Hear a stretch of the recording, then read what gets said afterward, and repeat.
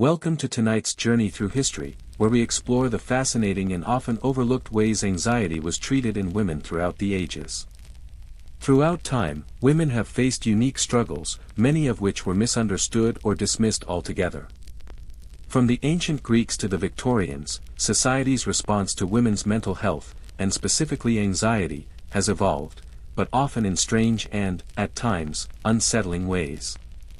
In this video, we'll take a deep dive into the different methods, remedies, and treatments used in history to address what was often seen as a woman's nervous condition. From herbal concoctions and religious rituals to bloodletting, and even shocking therapies, you may be surprised at how those in the past tried to help women cope with anxiety and stress.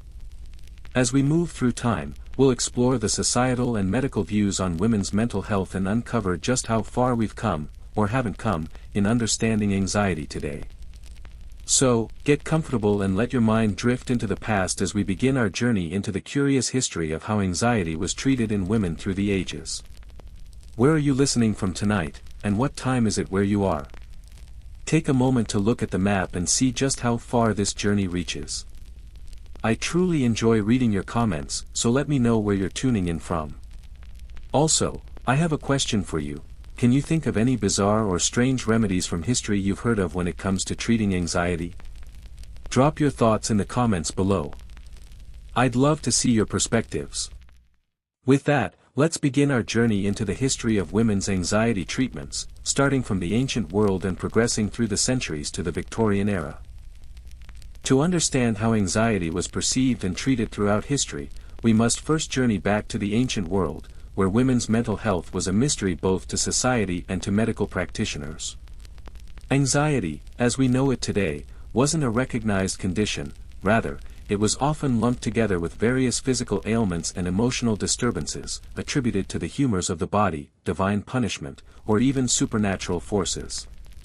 In ancient cultures, mental health wasn't separated from physical health, and the mind-body connection wasn't yet understood. Instead, the focus was often on balancing the four humors, the fluid systems that were thought to control emotions, health, and behavior. Women, with their complex hormonal cycles and societal roles, were seen as more susceptible to mental disturbances. In ancient Egypt, a society known for its advanced knowledge of medicine and alchemy, women's mental health was approached with a combination of spiritual rituals and herbal remedies. The Egyptians believed that anxiety and stress could be caused by an imbalance in the body or disturbances in the spiritual realm. Herbal treatments were widely used, and many women sought relief from anxiety through the use of healing plants. Some of the most common remedies included poppy seeds, known for their calming effects, and frankincense, which was burned in temples as a form of aromatherapy and to calm the soul. The Egyptians also used myrrh and henna for their soothing properties, which were thought to bring balance to the mind and body. However, spiritual treatments were just as significant as herbal remedies.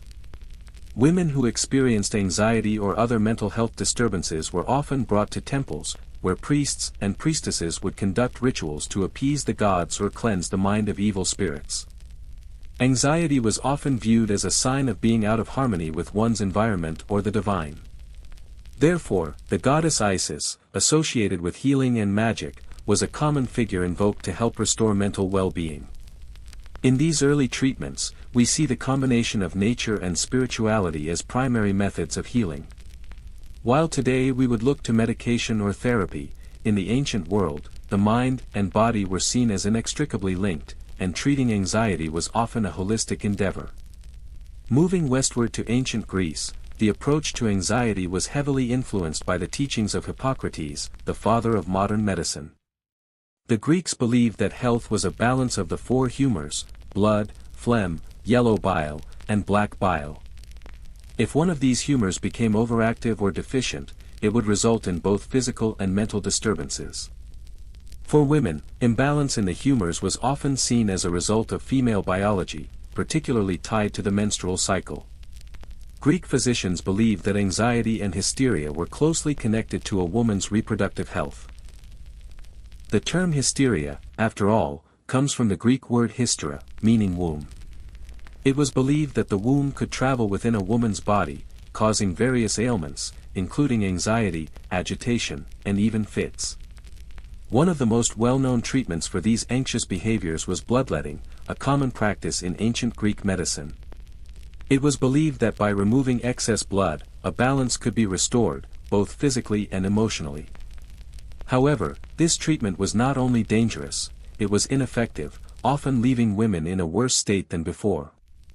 In addition to physical treatments, the Greeks were also among the first to incorporate philosophical therapy into the healing process. Thinkers like Plato and Aristotle recognized the importance of the mind in overall health. Plato, for example, believed that one's mental state was deeply connected to the soul and that anxiety could be alleviated through philosophical reflection and the pursuit of virtue. Women in ancient Greece, particularly in the upper classes, were encouraged to engage in intellectual pursuits, though this was primarily limited to the wives and daughters of noblemen. Education in rhetoric and philosophy, though not common for all women, offered them a means of intellectual and emotional stimulation, which may have served as an antidote to anxiety and the constraints of their social roles. The Romans, inheriting many practices from the Greeks, continued the belief in the humoral theory of health. However, they also introduced more practical approaches to treatment, including more sophisticated herbal remedies and surgical interventions. Roman doctors, such as Galen, expanded on the work of Hippocrates and developed more precise theories about the body's nervous system and its connection to mental health. For women in ancient Rome, treatments for anxiety ranged from herbal remedies, such as the use of chamomile, lavender, and mint, to more invasive practices like bloodletting or purging. Anxiety was still seen as a disorder of the humors, but Roman physicians understood the importance of balancing the body's fluids to maintain mental equilibrium. Unlike in Greece, Roman women were often more restricted in their public lives. They were primarily seen as wives and mothers, which contributed to the perception that anxiety might be tied to the weight of domestic responsibilities and social expectations. The role of women in Roman society was limited, and their personal freedoms were few, contributing to stress and anxiety. Roman treatments also included spiritual remedies. Many Roman women practiced superstition, using charms, incantations, and amulets to ward off anxiety and evil spirits. These were often combined with religious rituals at the temples of various gods, such as Apollo, the god of healing, and Venus, the goddess of love, whose temples were filled with women seeking relief from mental distress. As we transition into the medieval period, women's mental health, and particularly their anxiety, was increasingly viewed through the lens of Christianity and superstition. The Church had a strong influence on how mental health was understood and treated, and anxiety was often seen as a moral failing, a result of sin, or a sign of possession. Women, particularly those who displayed signs of nervousness, restlessness, or hysteria, were often accused of being witches. The witch hunts that swept across Europe in the 16th and 17th centuries were, in part, a reaction to what was perceived as an unnatural or dangerous form of female anxiety. Women who exhibited uncontrollable behaviors, often linked to anxiety, were seen as threats to both society and the Church. During this period, anxiety was not treated as a medical condition but as a spiritual one. Women were subjected to exorcisms, flogging, and even burning at the stake if they were believed to be under the influence of the devil. The connection between women and anxiety was often distorted through religious teachings, with the Church using fear to control and suppress feminine behavior. In other instances, medieval healers or wise women used herbal remedies, though these treatments were often dismissed by the Church as heretical. Remedies such as valerian root, lemon balm, and passion flower were used to treat symptoms of anxiety. However, these were not seen as legitimate treatments by Church authorities, who often preferred prayers and fasting to herbal medicine. As we conclude this first segment, we've seen that women's anxiety was treated in myriad ways across ancient and medieval cultures. From spiritual rituals and herbal remedies in ancient Egypt to the rise of chivalric codes in ancient Greece, and from bloodletting and superstition in Rome to witch hunts and exorcisms in the Middle Ages, the treatment of anxiety was deeply intertwined with the social, spiritual, and medical understandings of the time. The story of how women's anxiety was treated is a story of shifting beliefs about the mind-body connection, of mysticism, and of the ever-changing battle between science and religion. As we move forward in the coming segments, we'll continue to explore how these practices evolved and how modern psychology and medicine began to take shape. Stay tuned, as we move through time to witness the transformation of women's treatment for anxiety, exploring the Renaissance, Victorian medicine, and eventually the rise of modern psychiatric treatment. As we step into the Renaissance, a time of rebirth and intellectual exploration, we find that the treatment of anxiety began to shift, though it remained influenced by centuries of tradition. The Renaissance brought forth a wave of scientific curiosity, artistic exploration, and the study of human nature, challenging many of the medieval superstitions that had governed society's approach to mental health. During this period, humanism, the belief in the power of human reason and individual potential, became a dominant force in both medicine and philosophy. The focus of medical practitioners began to move away from supernatural explanations for conditions like anxiety and toward a more scientific and anatomical understanding of the body. However, even during the Renaissance, anxiety was still often linked to women's perceived fragility and emotional instability, shaped by the prevailing ideas about gender and societal roles. In this segment, we will explore the changing views on anxiety during the Renaissance, focusing on the advances in medical theory and philosophy, and how these ideas began to shift the treatment of anxiety from the mystical to the rational. One of the most important figures during the Renaissance was the Roman physician Galen, whose theories on the body and its humors had dominated Western medicine for centuries. While Galen's ideas were based on ancient Greek principles, they were still widely accepted into the 16th century, especially concerning mental health.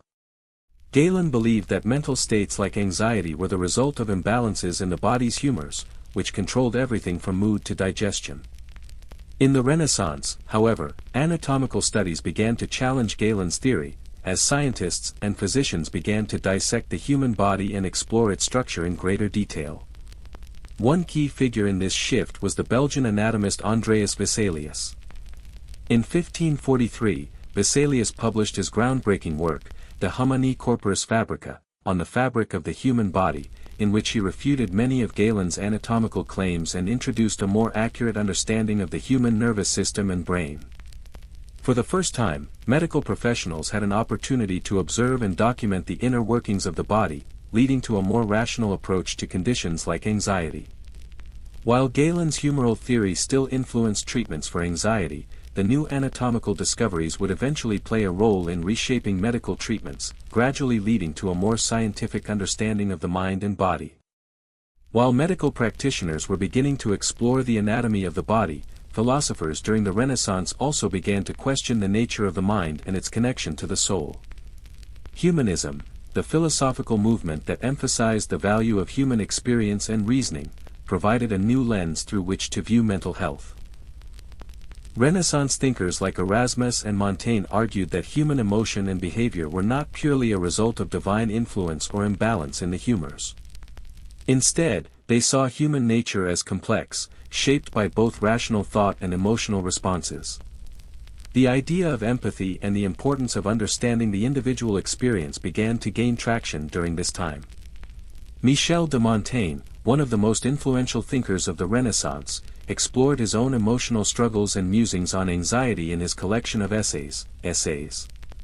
Montaigne's writings introduced the notion that anxiety could be understood as a natural response to the human experience, not simply a condition caused by physical imbalances.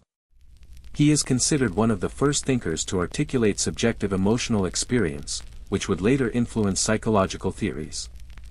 As humanism flourished, there was a growing recognition that mental disturbances like anxiety could be more effectively addressed by understanding the individual, a far cry from the medieval view of anxiety as a sign of possession or punishment. Yet, despite these shifts, the Renaissance still operated under the influence of traditional gender roles, and women's anxiety continued to be tied to their perceived emotional fragility and passivity.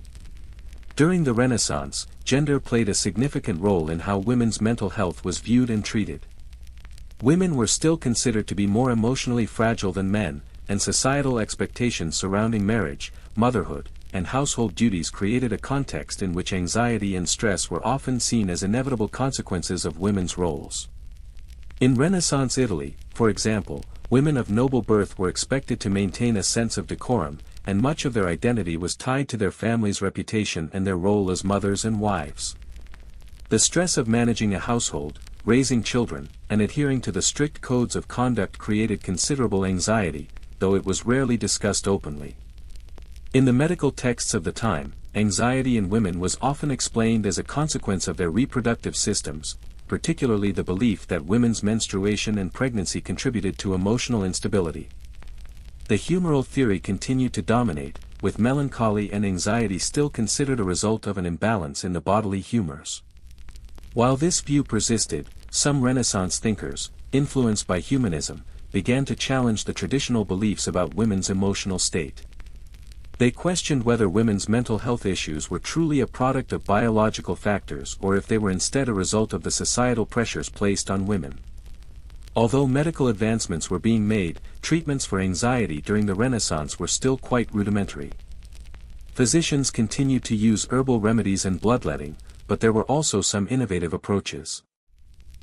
Herbal treatments were still a common way of addressing anxiety, and women often turned to natural remedies like chamomile, lavender, and rosewater to calm their nerves. These plants were often brewed into teas or used in baths, offering relief from the physical and emotional symptoms of anxiety. The Renaissance also saw the use of aromatherapy, as women burned herbal incenses like sage, frankincense, and myrrh to purify their homes and alleviate stress. These substances were believed to have calming properties and were often used in combination with prayers and rituals to bring peace of mind. Another interesting development during this period was the rise of asylum-style care. Though rudimentary, the early mental health care facilities were established in some parts of Europe, often under the guidance of the Church. These early institutions were sometimes used for the care of women who were experiencing extreme anxiety, but the conditions were rudimentary at best, and these women were often subjected to harsh and inhumane treatments, such as confinement and isolation. Despite the advancements made during the Renaissance, the treatment of women's anxiety remained largely centered around traditional ideas of gender and biology. The humoral theory still influenced many physicians, and the idea that women's emotional instability was tied to their reproductive systems remained prevalent. However, the humanist movement helped lay the groundwork for future developments in the understanding of mental health. Philosophers like Montaigne and Erasmus, who focused on human nature and the complexity of the mind, began to shift the way people thought about mental health, moving toward the idea that psychological and emotional experiences were just as important as physical health. We've seen that the Renaissance brought with it a shift in how anxiety was understood and treated. From scientific breakthroughs in anatomy and philosophical reflection on human nature, to more rational approaches to treating women's anxiety, this era marked the beginning of a more human-centered view of mental health. Yet, despite these advancements, the treatment of women's anxiety was still deeply influenced by traditional gender roles and often tied to biological explanations. While some women experienced a more rational approach to their emotional struggles, many were still forced to rely on herbal remedies and spiritual practices, some of which were surprisingly effective, while others were based on age-old misconceptions. As we move forward in the next segment, we'll explore how medicine continued to evolve through the Enlightenment and into the Victorian era, and how psychology began to emerge as a discipline of its own, offering new insights into the treatment of women's anxiety. As we enter the Enlightenment and later move into the Victorian era, the treatment of women's anxiety underwent significant changes. This period saw a shift from earlier superstitions and medical practices rooted in humoral theories to more rational and scientific approaches to mental health. Women, who had previously been seen as more emotionally unstable due to their perceived fragility, were now being examined through the lens of psychology and modern medicine. The Enlightenment, with its emphasis on reason, rationality, and the scientific method, paved the way for more systematic studies of the mind. At the same time, the Victorian era brought both progress and contradiction to the treatment of mental health. While there were significant strides in understanding mental illness, gender roles, and mental health care, women still faced tremendous challenges related to societal expectations and their often restricted role in both private and public life. In this segment, we'll explore how women's anxiety was increasingly viewed through the lens of psychology and psychiatry, and how the Victorian era shaped both the treatment and stigmatization of mental health. we will explore the rise of psychiatric institutions, the influence of Sigmund Freud, and the ways that anxiety continued to be gendered in a rapidly changing world. The Enlightenment, which spanned the 17th and 18th centuries, brought profound changes to the way humans viewed themselves and their place in the world. This intellectual movement emphasized reason, logic, and the scientific method over the religious and superstitious beliefs that had dominated the medieval period. It was during this time that the mind and mental health began to be approached from a more scientific and philosophical perspective. At the heart of the Enlightenment was a desire to understand the human condition through observation, experimentation, and reason. Philosophers like René Descartes began to emphasize the separation of mind and body, a concept that would influence the study of psychology in the centuries to come. Descartes' famous dictum, cogito, ergo sum, I think, therefore I am, focused on the mind's ability to think and reason as central to human existence, and this intellectual shift laid the groundwork for the psychological and neurological studies of later thinkers. In addition to Descartes, thinkers like John Locke and Immanuel Kant argued that humans were products of their environment and experiences, and that reason was the key to understanding one's behavior. This intellectual revolution also saw the rise of medical science, with advancements in the study of anatomy, physiology, and the understanding of the nervous system. Women, however, were still largely excluded from the philosophical and scientific discourse of the Enlightenment. Their roles were still largely defined by domesticity and reproduction, and any deviation from societal expectations was often interpreted as a form of mental illness. Anxiety in women was still often associated with their biological roles and the pressures of childbearing, and treatments for anxiety continued to reflect these gendered assumptions. During the Enlightenment, medical professionals began to develop a more nuanced understanding of mental health. The nervous system, previously shrouded in mystery, was increasingly seen as central to both mental illness and mental well-being. Physicians such as Jean-Martin Charcot and William Cullen began to focus on the role of the nervous system in anxiety and other mental disorders, moving away from earlier ideas of supernatural possession or moral weakness. Jean-Martin Charcot, a French neurologist, studied hysteria and other mental health disorders, particularly in women, and proposed that such conditions were related to neurological dysfunction rather than spiritual or emotional imbalance. Charcot's studies were instrumental in the development of modern psychiatry, and his work influenced the study of psychological conditions, including anxiety. Meanwhile, in England, William Cullen expanded the study of nervous diseases, using the term neurasthenia to describe a condition characterized by symptoms that would now be understood as anxiety, depression, and fatigue.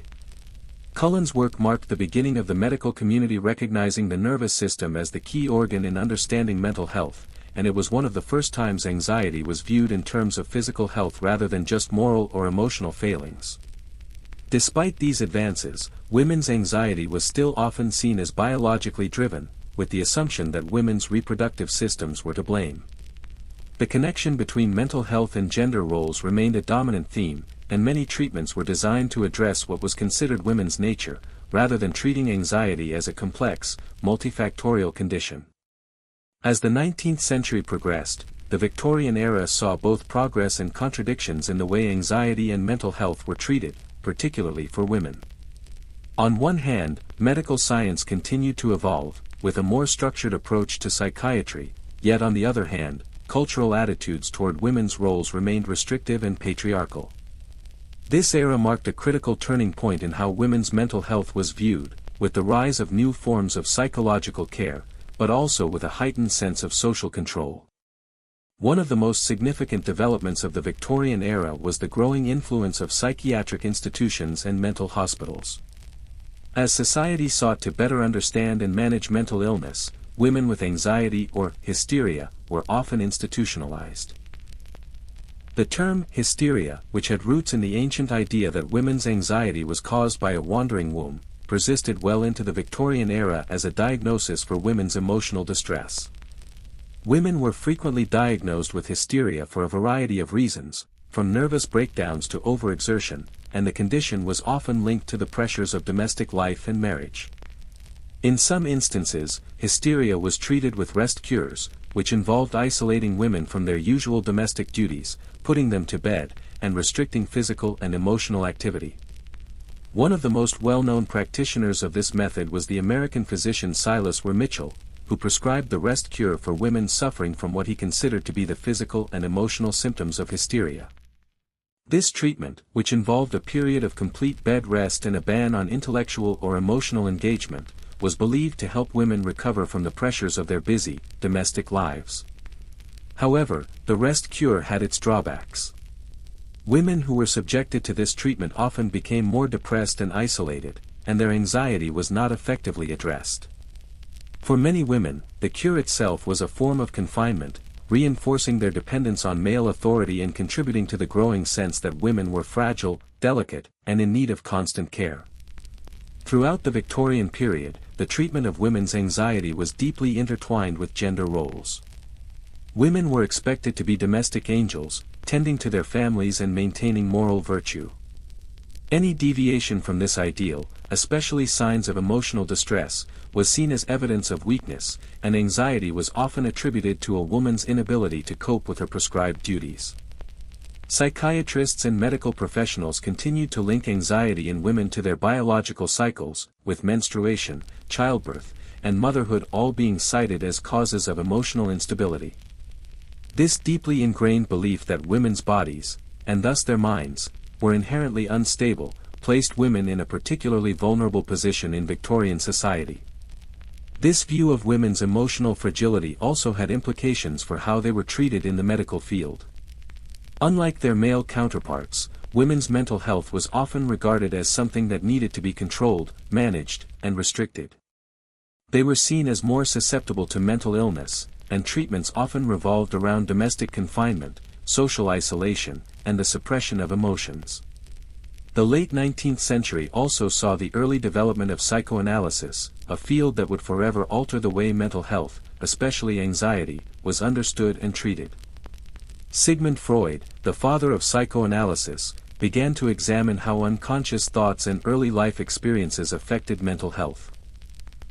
Freud's theories on childhood trauma, repressed memories, and the unconscious mind revolutionized the way professionals thought about anxiety. Although Freud's theories were groundbreaking, they still retained some of the gender biases of earlier medical practices. Freud believed that women's anxiety and other mental health issues were often linked to repressed sexuality, a concept that reflected the Victorian era's strict moral codes surrounding sexuality and gender roles. Despite these controversial aspects, Freud's work would eventually lead to the development of modern psychotherapy, which offered women new ways to understand and confront their anxiety. We've explored how anxiety in women was treated from the Enlightenment through the Victorian era, where medical and philosophical advancements began to challenge traditional views of mental health. The rise of psychiatric institutions, the influence of scientific discoveries, and the growth of psychological theory marked a significant turning point in the treatment of anxiety. Despite these advancements, however, anxiety in women continued to be heavily gendered, with social roles and expectations often influencing the way women's mental health was perceived and treated. The rest cure, the diagnosis of hysteria, and the link between biology and mental fragility remained significant throughout the Victorian era, yet the stage was set for new ways of thinking about and treating anxiety in the 20th century. As we continue, we'll dive into the 20th century, where the birth of modern psychology, medications, and a more scientific understanding of mental health began to shape the treatment of anxiety for both women and men. The dawn of the 20th century marked a pivotal turning point in the treatment of anxiety and mental health, particularly for women.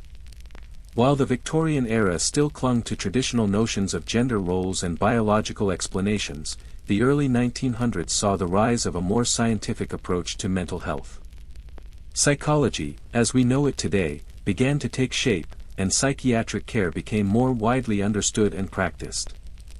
This era also marked the beginning of psychoanalysis and the medicalization of mental health. The treatment of anxiety moved from confinement and rest to more active interventions, such as talk therapy and, later, medication. As the field of psychology expanded, new theories emerged, and women's anxiety was redefined and reconsidered in ways that still influence modern psychiatry today. In this segment, we'll dive into the world of early psychiatry, the emergence of Freudian psychoanalysis, the rise of medication in treating anxiety, and how social attitudes toward gender and mental health began to evolve. One of the most significant developments in the early 20th century was the rise of psychoanalysis, a form of psychotherapy developed by Sigmund Freud. Freud's theories about the unconscious mind and his exploration of childhood trauma and sexuality dramatically shifted the way society understood mental health and anxiety. Freud believed that many of the symptoms of anxiety, especially in women, were the result of repressed emotions or unresolved conflicts from childhood. His most famous concept, the Oedipus complex, was central to his idea that unresolved childhood emotions, particularly those related to family dynamics, could lead to anxiety and other psychological disorders in later life. Freud's theory of repression suggested that when individuals are unable to process traumatic events or emotions, they may suppress them in the unconscious mind, leading to anxiety and other symptoms. Freud's influence on the treatment of women's anxiety cannot be overstated. In his clinical practice, women were often diagnosed with neuroses or hysteria, conditions that were thought to stem from repressed sexual desires or unresolved family dynamics. Women were frequently seen as more susceptible to these conditions due to their perceived fragility and emotional nature. Freud's talk therapy, or psychoanalysis, provided a method for women, and men, to explore these repressed feelings through free association, dream analysis, and interpretation of unconscious thoughts. Psychoanalysis offered a non-invasive treatment for anxiety, where patients were encouraged to talk openly about their thoughts, feelings, and memories. Freud's work led to the development of psychotherapeutic techniques that would lay the foundation for future therapies in treating mental health. As psychoanalysis grew in influence, women began to receive more attention as patients in psychiatric care, but this was often within the framework of gendered assumptions. Freud's theories about women, particularly his view that women were hysterical or prone to psychological disorders, were heavily influenced by the cultural attitudes of the time, which saw women as emotionally fragile and susceptible to mental illness. The rise of psychoanalysis coincided with the growing feminist movements in the early 20th century. As women began to demand more social rights, including the right to vote, questions about women's mental health became more prominent. There was increasing interest in understanding whether anxiety, depression, and other emotional struggles were connected to the rigid roles women were expected to play in society. As women entered the workforce in larger numbers and gained more freedom, society began to grapple with the psychological toll these shifts had on women. Many women, especially in the upper classes, found that their traditional roles as wives and mothers were no longer fulfilling, leading to anxiety and a desire for self-actualization. At the same time, women in the lower classes who were entering the workforce were often subjected to poor working conditions and social pressures, further contributing to their anxiety. Despite the increasing recognition of women's struggles, however, many of Freud's followers, including Carl Jung and Melanie Klein, continued to maintain that women's anxiety was primarily tied to their sexual roles and family dynamics. This view persisted throughout much of the early 20th century, reinforcing the idea that women's anxiety was inherently linked to their biology and social position. In the early 1900s, as psychiatry began to professionalize, the rise of psychiatric hospitals and asylums marked another significant shift in the treatment of women's anxiety. By the late 19th century and early 20th century, women who exhibited anxiety, depression, or other forms of emotional distress were often institutionalized in mental health hospitals, where they were diagnosed with various conditions, such as neurasthenia or hysteria. In the United States, the asylum movement was promoted as a means of providing care and treatment for women, particularly those who were seen as a threat to societal norms. Women diagnosed with hysteria, which was often used to describe a wide range of symptoms, including anxiety, panic attacks, and emotional outbursts, were frequently sent to asylums, where they were subjected to treatments such as rest cures, electric shock therapy, and sedation. Many women were institutionalized for behaviors that would now be considered normal emotional responses, anything from feeling overwhelmed by domestic duties to discontent with marriage or child-rearing. The rest cure and other similar treatments, while designed to help women rest and recover, often reinforced the idea that women needed to be controlled and isolated to prevent their anxiety from spiraling into something more disruptive. The treatment of anxiety in these psychiatric institutions was not only a response to medical concerns but also a way to control women's roles in society. Many of the women in these institutions were seen as rebellious or unruly, suffering from conditions that were thought to be exacerbated by their refusal to conform to traditional female roles. As the early 20th century progressed, the rise of pharmacological treatments marked another shift in the treatment of anxiety. The development of the first tranquilizers and sedatives, such as barbiturates, allowed for more immediate and less invasive treatments for anxiety. These medications were used to calm the anxious, restless patients who had previously been subjected to more extreme treatments, such as bloodletting or electric shock.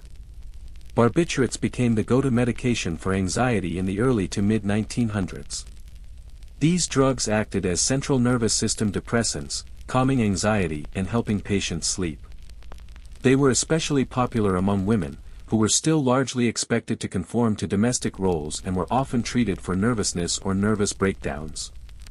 However, the overuse of barbiturates led to a new set of problems. These medications were highly addictive and often used excessively, leading to dangerous levels of dependency. This highlighted the limitations of using medication as a solution to anxiety without addressing the underlying psychological or social causes. Despite the advances in psychiatric care and medication, women continued to be treated differently from men in terms of mental health. The prevailing view was that anxiety, along with other psychological conditions, was more common in women because they were more emotionally sensitive or vulnerable due to their biological makeup. While Freud's theories of repressed emotions and sexuality continued to influence treatment methods, the rise of modern psychiatry did little to challenge the idea that women were more prone to mental health issues because of their gender. These ideas were rooted in the cultural expectations of the time, which demanded that women be submissive, docile, and nurturing, and any deviation from this norm was often viewed as a sign of mental illness. Even with the advent of medications and psychoanalytic treatments, the social control of women's emotions remained a persistent theme. Women's anxiety was still often framed as a consequence of their failure to conform to the idealized female role, whether in the home, in marriage, or in society. We have explored the profound shifts that occurred in the treatment of anxiety during the early 20th century. From the rise of psychoanalysis and psychiatric care to the advent of medication, the scientific revolution in psychiatry offered new ways to understand and treat anxiety. However, despite these advances, the gendered nature of anxiety treatment remained a significant issue, and women's emotional struggles were often framed through the lens of their biological roles and societal expectations. As we move, we'll delve into the mid-20th century, where the field of psychology underwent even further transformation with the introduction of cognitive behavioral therapy and new pharmacological treatments, paving the way for modern approaches to mental health. The mid-20th century was a period of transformation in the treatment of women's anxiety. With the rise of psychiatry, psychotherapy, and the advent of medications, the treatment landscape shifted drastically from the confinement-based practices of the past, like the rest cure and institutionalization, to approaches that incorporated talk therapy, medications, and a more nuanced understanding of mental health. In this segment, we will explore how cognitive behavioral therapy, CBT, emerged as a leading treatment for anxiety, the rise of medications like antidepressants and anxiolytics, and how social changes in the 1960s and 1970s helped challenge and redefine women's mental health, moving from a purely biological framework to a more psychosocial approach. By the mid-20th century, psychoanalysis was no longer the only form of therapy available to treat anxiety. The limitations of Freud's psychoanalysis, which focused heavily on the unconscious mind and the exploration of past trauma, began to be recognized. Psychoanalysis, while groundbreaking, was often long-term, expensive, and focused on introspection. A new wave of therapy emerged, driven by the work of behavioral and cognitive theorists. In the 1950s and 1960s, psychologists began developing more action-oriented therapies that focused on changing behaviors and thought patterns, rather than delving deeply into unconscious drives. Cognitive behavioral therapy, CBT, was one of the most significant innovations in the treatment of anxiety during this time. CBT, developed by Aaron T. Beck and Albert Ellis, focused on the idea that negative thought patterns led to emotional distress and behaviors that reinforced anxiety. In this therapeutic approach, patients learned how to recognize and challenge their distorted thinking, replace unhelpful behaviors, and develop new coping strategies to manage anxiety. For the first time, the focus was on the present moment and the cognitive processes that contributed to anxiety, rather than focusing on the past. CBT was a brief, structured form of therapy, making it an ideal solution for those who could not afford long-term psychoanalysis. For women suffering from anxiety, particularly those experiencing panic attacks, social anxiety, or generalized anxiety disorder, GAD, CBT provided practical tools to tackle their concerns and make changes in their thoughts and behaviors. Women's anxiety, which had once been linked solely to biological or sexual factors, was now understood through a more psychosocial lens. Theories of anxiety, like those developed by Beck, recognize the interplay between cognition, behavior, and emotion, offering a more empowering approach to treatment. This shift also reflected the growing recognition of women's agency and individual experiences, moving away from the older, deterministic views of women as victims of their biology. While psychotherapy made great strides, the rise of medications in the mid-20th century transformed the way mental health was treated. With the development of psychiatric drugs, particularly antidepressants and anxiolytics, treatment for anxiety became more accessible to a broader range of women, particularly those who might not have had the means or time to engage in long-term therapy. In the 1950s, tranquilizers such as Librium and Valium were introduced to the public. These drugs, which are classified as benzodiazepines, were designed to reduce anxiety by acting on the central nervous system. The introduction of these drugs marked a major shift in how anxiety was treated, offering fast, effective relief for those suffering from nervous tension, insomnia, and generalized anxiety. For women, especially in the 1960s and 1970s, the use of tranquilizers became almost ubiquitous. These medications were frequently prescribed to women dealing with the stress of family life, household duties, and the pressures of social expectations. The cultural assumption at the time was that women were more prone to emotional distress, and medications like Valium were seen as a quick fix to help manage the tensions of everyday life. However, while these medications offered immediate relief, they came with significant risks. The dependency potential of benzodiazepines became apparent, and many women found themselves reliant on these substances to cope with their anxiety. The overuse and misuse of benzodiazepines became a serious public health issue, leading to concerns about addiction and mental health. By the 1980s, selective serotonin reuptake inhibitors, SSRIs, such as Prozac, became the new generation of antidepressants, and they offered a more targeted approach to treating anxiety and depression. SSRIs worked by increasing levels of serotonin in the brain, which helped improve mood and reduce anxiety without the addictive qualities of earlier medications. For women, the introduction of SSRIs was a significant milestone in treating anxiety with medications that were less addictive and had fewer side effects. The 1980s marked the beginning of a more biologically informed approach to anxiety, where neurochemical imbalances were seen as key contributors to anxiety and other mental health conditions. As the 1960s and 1970s brought about significant social changes, feminism began to play a pivotal role in how anxiety was understood and addressed, particularly for women. Women in the Western world began to demand more freedom, agency, and equality, leading to changes in societal attitudes toward women's mental health. The second wave of feminism challenged the traditional roles that women had been expected to play in society, namely, those of the dutiful wife, mother, and caregiver.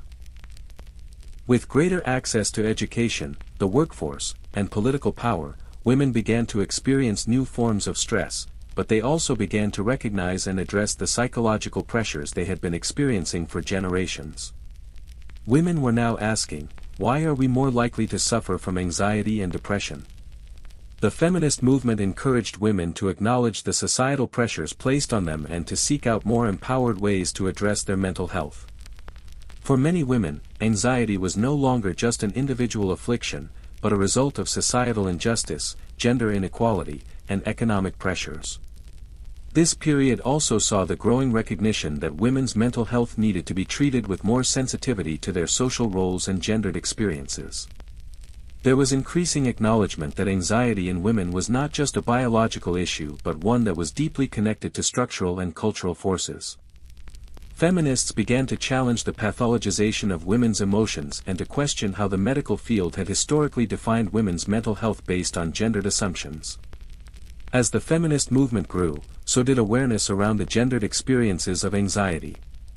The traditional view that women were simply more susceptible to anxiety due to their fragility was increasingly rejected.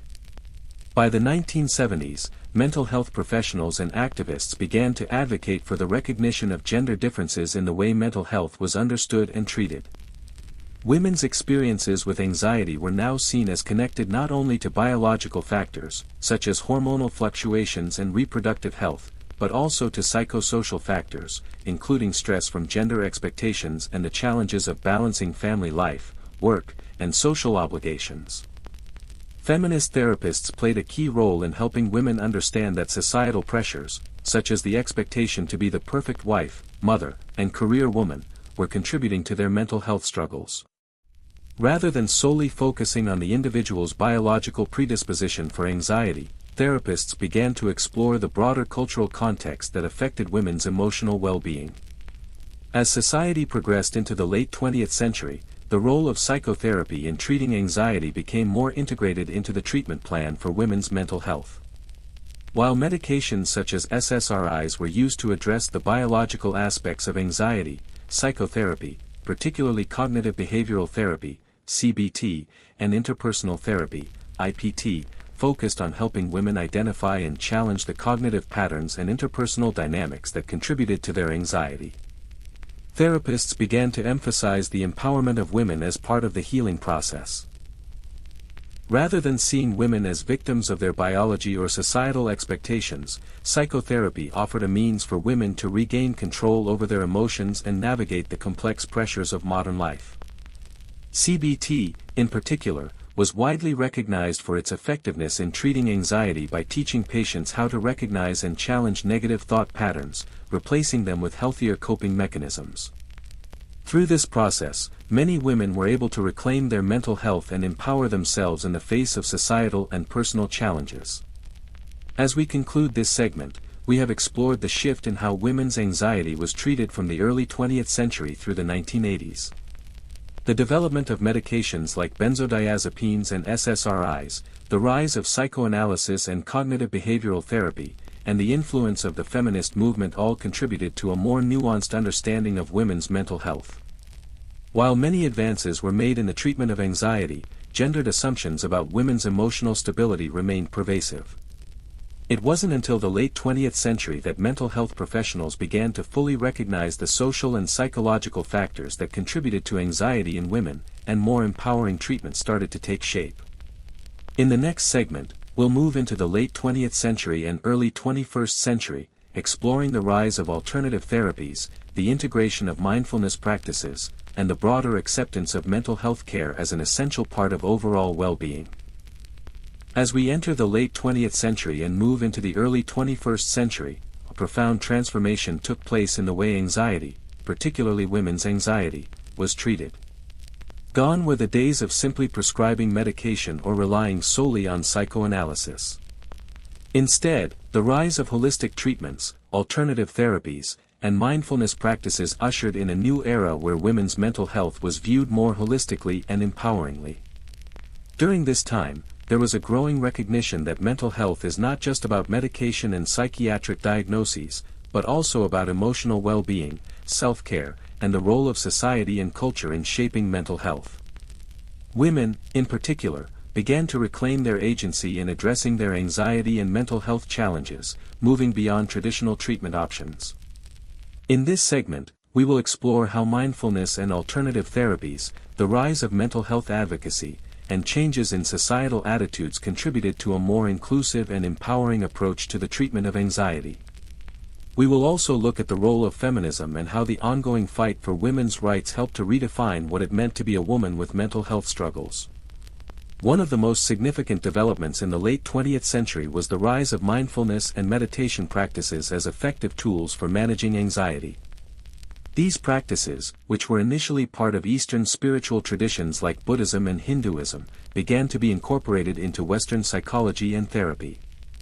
Mindfulness-based stress reduction, MBSR, developed by Dr. John Kabat-Zinn in the 1970s, became one of the most prominent therapeutic approaches for dealing with stress and anxiety.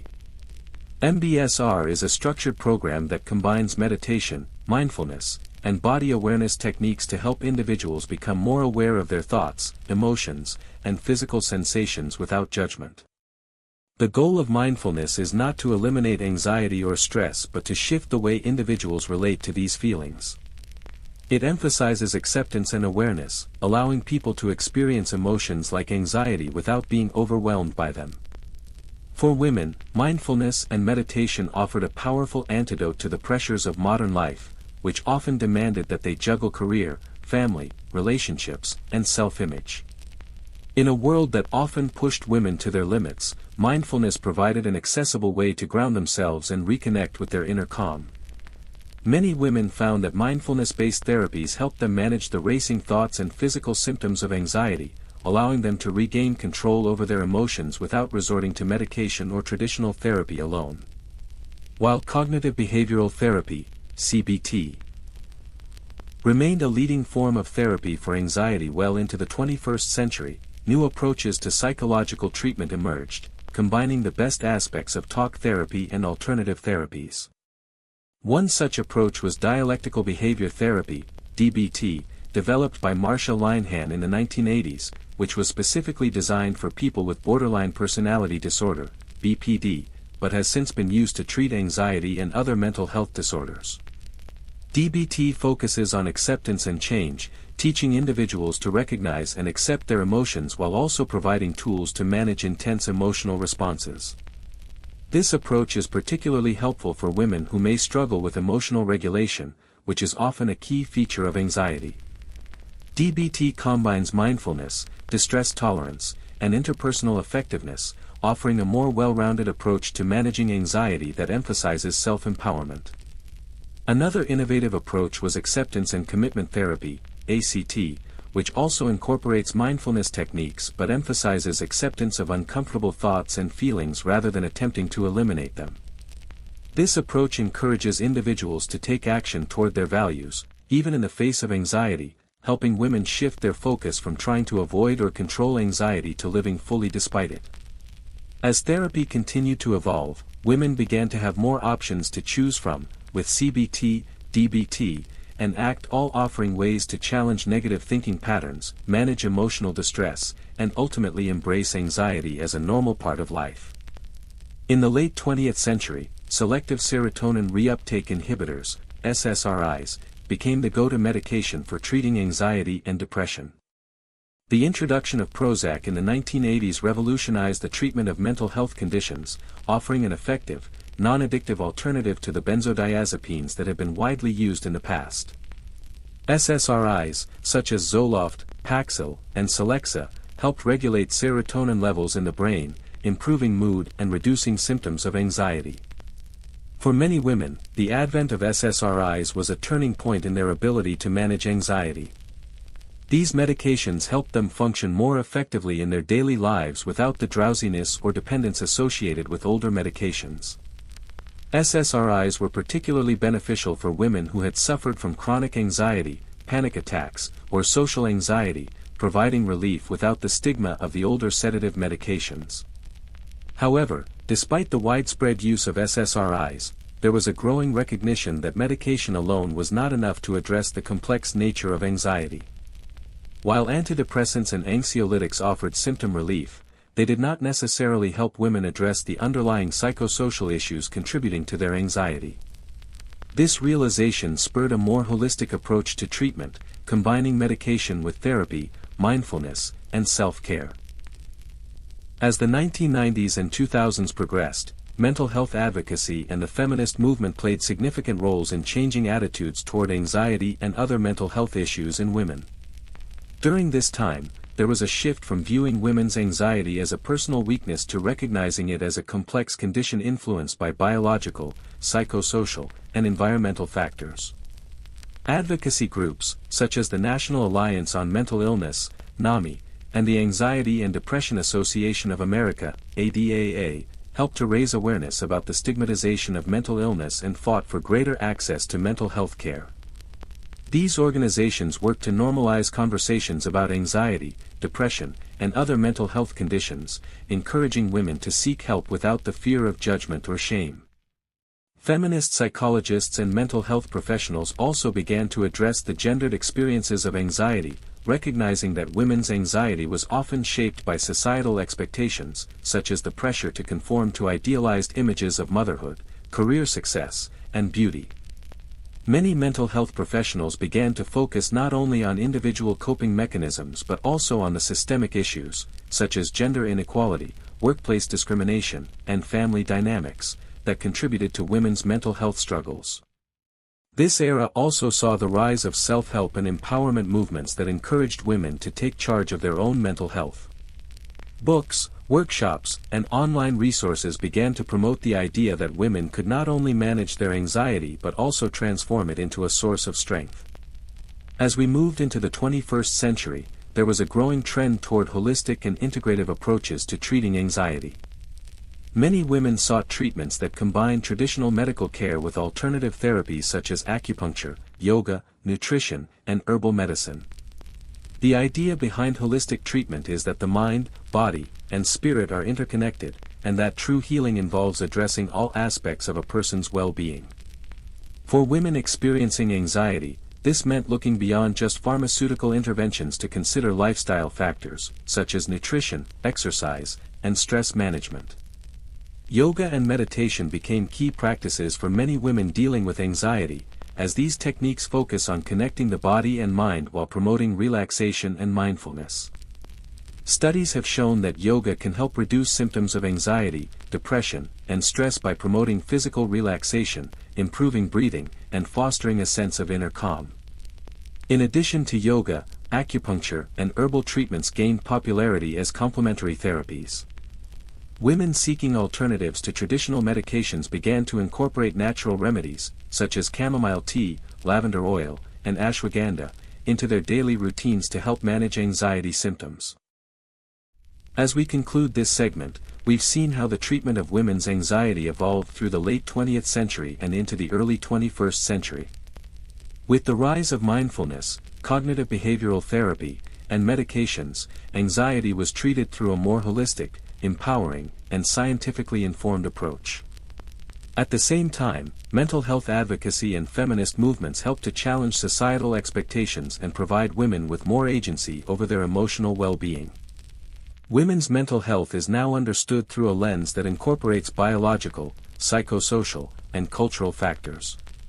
Today, anxiety is seen not as a personal weakness but as a complex condition that requires a comprehensive treatment approach, one that may include therapy, medication, self-care, and social support. In the next segment, we will explore the most recent developments in the treatment of anxiety, the impact of technology, and how online resources and virtual therapy are reshaping the way women access mental health care in the 21st century. We now find ourselves in the 21st century, where the landscape of anxiety treatment has undergone a remarkable transformation. Over the past few decades, mental health has shifted from a domain once heavily stigmatized to a more open, accessible, and holistic approach to care. Anxiety, once thought of as a personal burden or an emotional weakness, is now recognized as a complex biopsychosocial condition, a reflection of the intricate relationship between biology, psychology, and society. In this segment, we will explore the modern era of anxiety treatment. From the rise of digital therapy platforms to the use of medication, cognitive behavioral therapy, CBT, and the increasing role of mindfulness practices, we'll uncover the latest trends and innovations in the treatment of anxiety, especially for women. We'll also delve into how social media, self-help tools, and virtual therapy have made mental health care more accessible and, in many cases, more personal and empowering.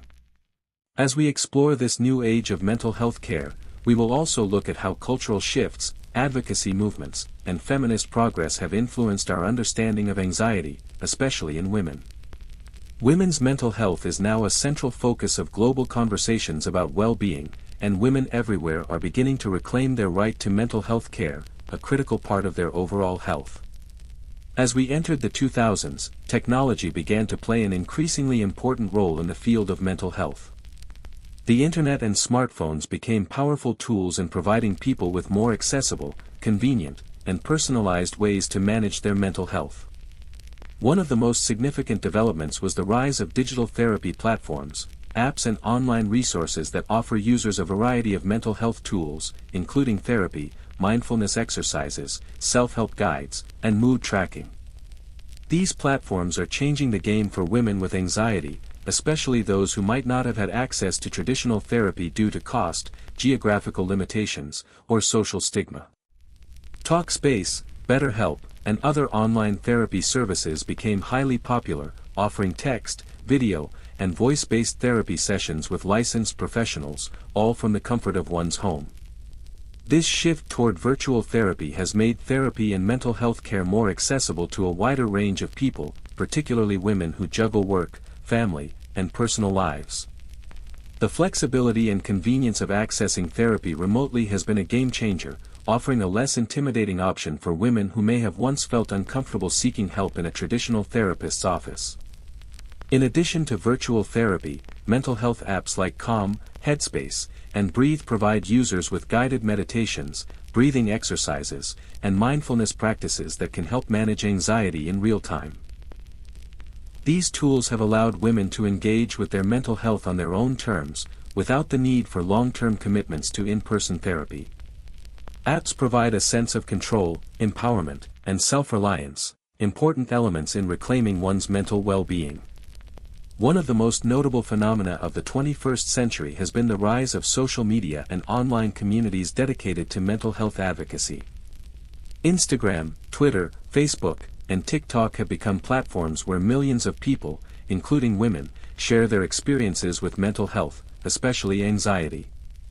Social media has given rise to a wave of self-help movements, where women openly discuss their struggles with anxiety, share coping mechanisms, and seek peer support. The power of community, especially in an era where mental health is still often stigmatized, cannot be understated. Online communities allow individuals to feel less isolated, more understood, and more empowered in their mental health journey. Hashtags such as #MentalHealthMatters, #AnxietyRelief, and #self-care have brought attention to the importance of mental well-being and the need for women to prioritize their own health. Women can now connect with others who face similar challenges, share strategies, and find encouragement in spaces where anxiety and other mental health conditions are treated with compassion and acceptance. Instagram influencers, bloggers, and YouTubers have also played a pivotal role in normalizing conversations about women's anxiety. Many creators share their personal stories, offering advice on how to cope with anxiety and providing resources for those who may be struggling. Mental health influencers use their platforms to educate, inspire, and empower others, encouraging women to seek the help they need and to accept their mental health challenges as part of their overall well-being. As pharmacological treatments have continued to evolve in the 21st century, newer classes of antidepressants and anti-anxiety medications have provided women with more effective and targeted options for managing their anxiety. The introduction of selective serotonin norepinephrine reuptake inhibitors, SNRIs, such as Effexor and Cymbalta, expanded the options available for treating anxiety disorders in the early 2000s. These medications work by balancing both serotonin and norepinephrine levels in the brain, providing relief for individuals who may not have responded to SSRIs alone. Women, who are more likely to experience generalized anxiety disorder, GAD, panic disorder, and social anxiety disorder, SAD, have found these medications particularly helpful in reducing the physical and emotional symptoms of anxiety. At the same time, the development of non-addictive anxiolytics and sedatives, like buspirone, has offered an alternative to benzodiazepines, which, though still used for short-term relief, are highly addictive and come with significant long-term risks. The role of medication in treating anxiety has also expanded into the field of neurostimulation therapies. Methods like transcranial magnetic stimulation, TMS, have shown promise in treating anxiety disorders by stimulating specific regions of the brain that regulate mood and emotional responses. These non-invasive treatments are becoming more popular as alternatives for those who struggle with medication side effects or find traditional therapy insufficient. In the 21st century, the integration of mindfulness, yoga, breathwork, and nutrition has become a crucial part of anxiety treatment. Mind-body practices have gained significant recognition for their ability to treat mental health conditions holistically, especially anxiety, by addressing the interconnectedness of the body and mind. Mindfulness, which involves focusing on the present moment and accepting thoughts and feelings without judgment, has become a popular tool in treating anxiety. As women continue to balance the demands of family, career, and personal expectations, mindfulness helps them reconnect with their bodies and emotions, fostering a sense of inner peace and emotional regulation. Yoga has also emerged as an effective treatment for anxiety, with many women using it to build resilience, strength, and calmness. Studies show that yoga can reduce symptoms of anxiety by improving breathing, reducing muscle tension, and encouraging relaxation. Combining breathwork, mindfulness, and physical movement, yoga provides a unique approach to managing stress and emotional distress. Holistic approaches to mental health have also expanded into nutrition, with a growing recognition of how dietary habits affect mental wellness. Nutrients like omega-3 fatty acids, vitamin D, and magnesium are known to support brain health and regulate mood. As more women become aware of the connection between gut health and mental health, nutrition has become an important aspect of managing anxiety. As we move further into the 21st century, empowerment has become a key theme in mental health treatment for women, particularly for those struggling with anxiety. The cultural shift toward gender equality, self-care, and assertiveness has helped to reframe women's anxiety not as an inherent weakness but as a valid emotional response to the challenges they face. Feminist psychology, which has grown in prominence over the past few decades, emphasizes the importance of addressing gendered experiences of anxiety, such as the pressures to be perfect mothers, partners, and career women. It advocates for challenging societal norms that contribute to mental health struggles and encourages women to embrace their voices and take charge of their mental health. Women today are no longer passive recipients of medical treatment. They are active participants in their own mental health journeys, empowered by the availability of alternative therapies, social media support, and self-care practices. Through therapy, medication, and mindfulness, women are learning to navigate their anxiety in ways that are both holistic and empowering. As we conclude this segment, it's clear that the treatment of anxiety has evolved dramatically over the last few decades. From the rise of digital platforms and virtual therapy to the development of mindfulness practices, medications, and social support networks, women today have a wide range of tools at their disposal to manage anxiety. These tools are no longer just about alleviating symptoms, they empower women to take control of their mental health, well-being, and happiness.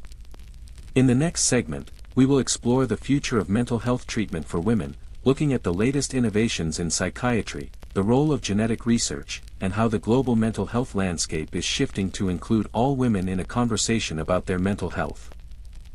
As we look toward the future of anxiety treatment, the landscape for women's mental health is on the verge of dramatic change. The 21st century has already seen significant strides in how we understand and treat anxiety, but emerging technologies, scientific research, and global health efforts promise to revolutionize the way anxiety is managed, particularly for women.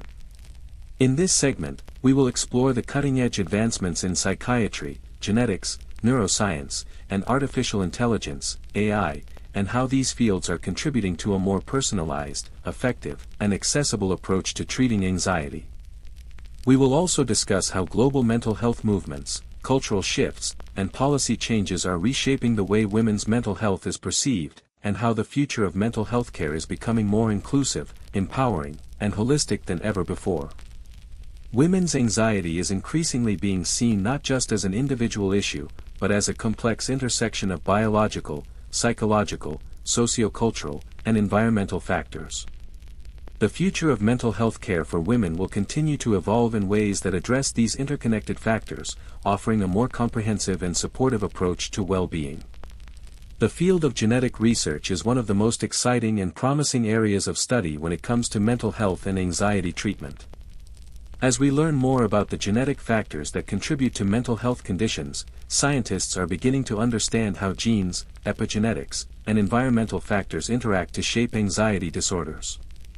In the coming decades, it's expected that genetic testing will play a critical role in the diagnosis and treatment of anxiety, particularly for women, who may be genetically predisposed to certain forms of anxiety disorders such as generalized anxiety disorder, GAD, social anxiety, or panic disorder. Scientists are already exploring how single nucleotide polymorphisms, SNPs, small variations in the DNA sequence, can affect how individuals process stress and experience anxiety. By understanding these genetic variations, clinicians will be able to offer more personalized treatment options based on an individual's genetic makeup. For women, genetic research may hold the key to understanding why certain women are more vulnerable to anxiety during certain life stages, such as pregnancy, postpartum, or menopause. The hormonal fluctuations that occur during these periods may interact with genetic predispositions to increase the likelihood of anxiety and mood disorders. With advances in genetic counseling and precision medicine, it's possible that women will receive treatments that are specifically tailored to their genetic profiles, making anxiety treatment more effective and targeted. Furthermore, pharmacogenomics, the study of how genetic differences affect a person's response to medication, is becoming increasingly important in psychiatry. This research may help determine which medications will be most effective for women with anxiety, based on their genetic makeup. With this knowledge, doctors can prescribe antidepressants or anti-anxiety medications that are more likely to work without causing side effects, minimizing the trial and error process that many women experience when finding the right medication. In the field of neuroscience, there have been groundbreaking advancements in understanding how the brain processes anxiety. Modern brain imaging techniques, such as functional magnetic resonance imaging, fMRI, and positron emission tomography, PET, are allowing scientists to study the neural circuits involved in fear, stress, and anxiety in real time. Recent research suggests that anxiety is linked to hyperactivity in certain areas of the brain, such as the amygdala, which is responsible for processing emotions like fear. The prefrontal cortex, which helps regulate emotions and decision-making, often shows dysfunction in individuals with chronic anxiety. Understanding how these brain areas interact, and why women's brains may process anxiety differently from men's, could lead to targeted and innovative treatments. For example, one promising area of research is neurostimulation therapies, such as transcranial magnetic stimulation, TMS, and deep brain stimulation, DBS. These therapies involve using electromagnetic pulses or electrical currents to modulate brain activity, particularly in the prefrontal cortex and amygdala, which could help reduce the emotional intensity of anxiety. Additionally, advances in neuroplasticity, the brain's ability to reorganize itself by forming new neural connections, are opening up new pathways for treatment. Studies show that the brain can rewire itself through techniques such as cognitive behavioral therapy, CBT, mindfulness, and meditation, allowing individuals to reshape their response to stress and anxiety over time. In the future, these approaches may be combined with neurostimulation or genetic therapies to create a more comprehensive approach to treating anxiety. In the 21st century, artificial intelligence, AI, and machine learning, ML, are starting to make a significant impact on how mental health is understood and treated. AI-powered tools are being developed to analyze vast amounts of data, from genetic information to psychological assessments, in order to create personalized treatment plans for individuals with anxiety. For women, AI has the potential to provide tailored and real-time interventions. For example, chatbots and virtual therapists powered by AI are already being used in online therapy platforms to provide immediate, 24/7 support for people experiencing anxiety.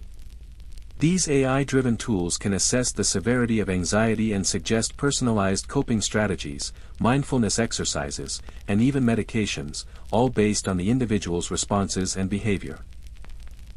AI also has the potential to improve the accessibility of mental health care for women, especially those who live in remote or underserved areas. With AI-powered systems, women can receive immediate guidance and support without the need for a traditional in-person appointment, making it easier to manage their anxiety and receive help when needed. Machine learning algorithms are also being used to analyze data from mental health apps and wearable devices. These technologies can track mood patterns, sleep quality, and stress levels, offering valuable insights into how environmental and behavioral factors contribute to women's anxiety. By collecting and analyzing this data, AI tools can provide real-time feedback and adjustments to treatment plans, further enhancing the personalized approach to care. In addition to advancements in treatment, there has been a growing recognition of the need to address mental health on a global scale. In the 21st century, mental health advocacy has become a major part of global health initiatives, with organizations like the World Health Organization, WHO, and the United Nations, UN, working to improve access to mental health care worldwide. In many parts of the world, anxiety and other mental health disorders are still stigmatized, especially for women. Cultural taboos surrounding mental illness, combined with a lack of mental health resources, have contributed to a mental health crisis in many low- and middle-income countries. Women in these regions are often disproportionately affected by anxiety, as they face discrimination, gender inequality, and economic instability. Global mental health initiatives are increasingly focused on reducing the mental health gap by advocating for greater access to psychological care, medications, and mental health education. Programs are being developed to train mental health professionals, provide community-based support, and raise awareness about the importance of mental well-being. Efforts are also being made to create culturally sensitive mental health care systems that take into account the unique challenges faced by women in different societies. For example, initiatives in India, Africa, and Latin America are addressing the intersectionality of gender and mental health, offering tailored support for women facing anxiety due to cultural pressures, gender-based violence, and economic hardships. As global awareness of mental health continues to grow, anxiety will be treated as a universal concern that transcends borders, with women at the forefront of the fight for accessible, compassionate, and effective care. In the years to come, women's anxiety will be increasingly understood through a culturally sensitive lens. As feminist movements continue to challenge traditional gender roles and expectations, the understanding of women's mental health will shift away from being purely biological or psychological to include a more comprehensive, intersectional approach that considers the impact of culture, society, and politics on mental health. Women will continue to have more control over their mental health care, empowered by technology, supportive communities, and personalized treatments. The focus will be on holistic well-being, where emotional, physical, and mental health are integrated and treated with the same priority. As we conclude this segment, it's clear that the future of anxiety treatment for women is bright, filled with innovative therapies, personalized care, and global mental health movements. With the advancement of genetic research, neuroscience, and artificial intelligence, women will soon have access to more effective, targeted, and accessible treatments than ever before. These advances will empower women to take control of their mental health, reducing anxiety and improving well-being. In the next segment, we'll explore the impact of these innovations on global mental health, policy changes, and how these treatments will shape the next generation of women's health. As we look toward the future of anxiety treatment, the landscape for women's mental health is on the verge of dramatic change. The 21st century has already seen significant strides in how we understand and treat anxiety, but emerging technologies, scientific research, and global health efforts promise to revolutionize the way anxiety is managed, particularly for women. In this segment, we will explore the cutting-edge advancements in psychiatry, genetics, neuroscience, and artificial intelligence, AI, and how these fields are contributing to a more personalized, effective, and accessible approach to treating anxiety.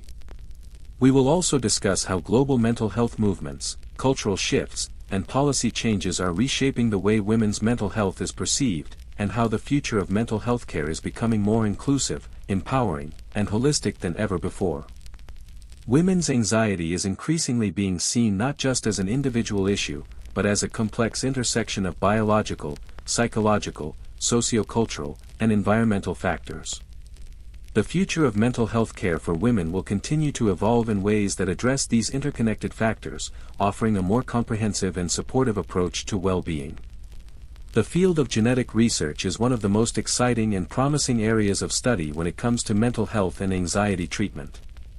As we learn more about the genetic factors that contribute to mental health conditions, scientists are beginning to understand how genes, epigenetics, and environmental factors interact to shape anxiety disorders. In the coming decades, it's expected that genetic testing will play a critical role in the diagnosis and treatment of anxiety, particularly for women, who may be genetically predisposed to certain forms of anxiety disorders such as generalized anxiety disorder, GAD, social anxiety, or panic disorder. Scientists are already exploring how single nucleotide polymorphisms, SNPs, small variations in the DNA sequence, can affect how individuals process stress and experience anxiety. By understanding these genetic variations, clinicians will be able to offer more personalized treatment options based on an individual's genetic makeup. For women, genetic research may hold the key to understanding why certain women are more vulnerable to anxiety during certain life stages, such as pregnancy, postpartum, or menopause. The hormonal fluctuations that occur during these periods may interact with genetic predispositions to increase the likelihood of anxiety and mood disorders.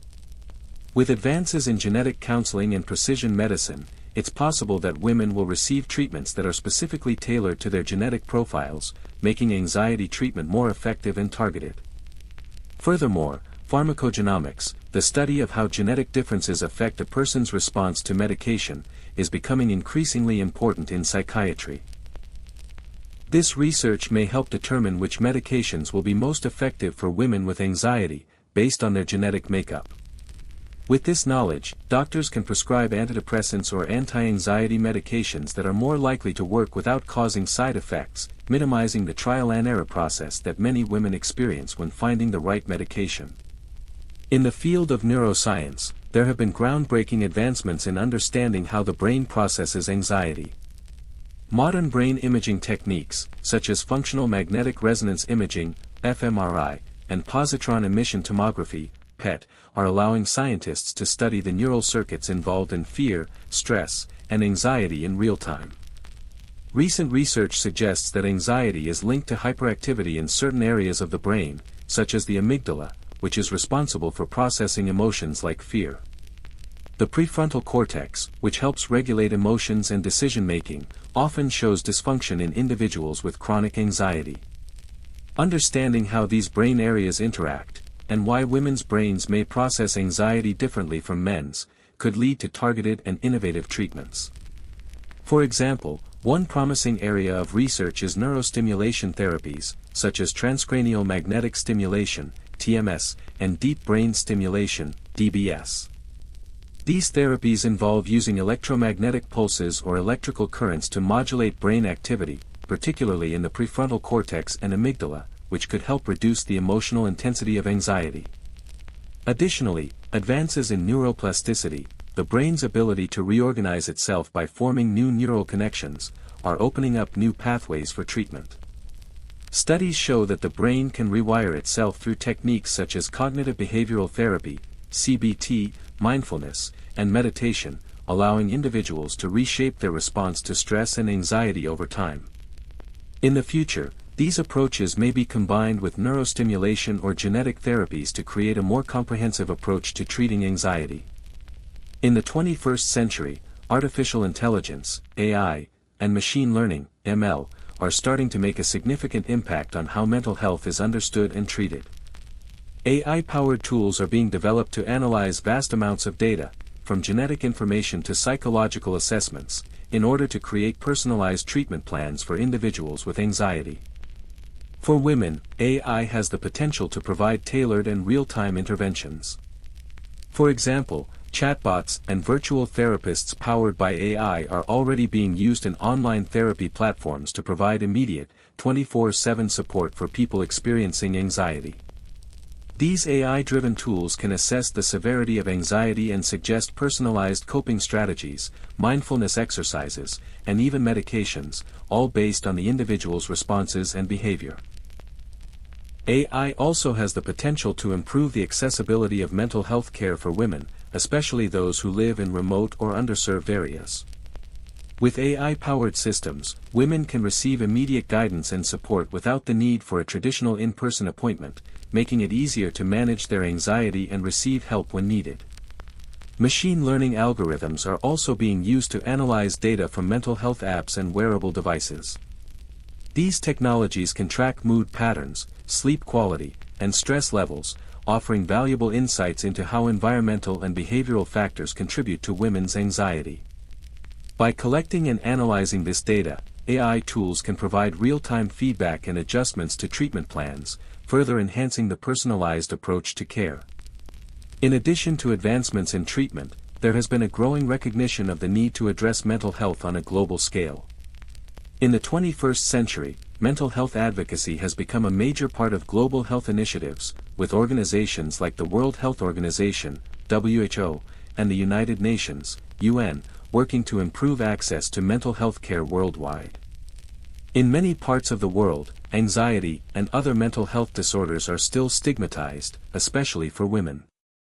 Cultural taboos surrounding mental illness, combined with a lack of mental health resources, have contributed to a mental health crisis in many low- and middle-income countries.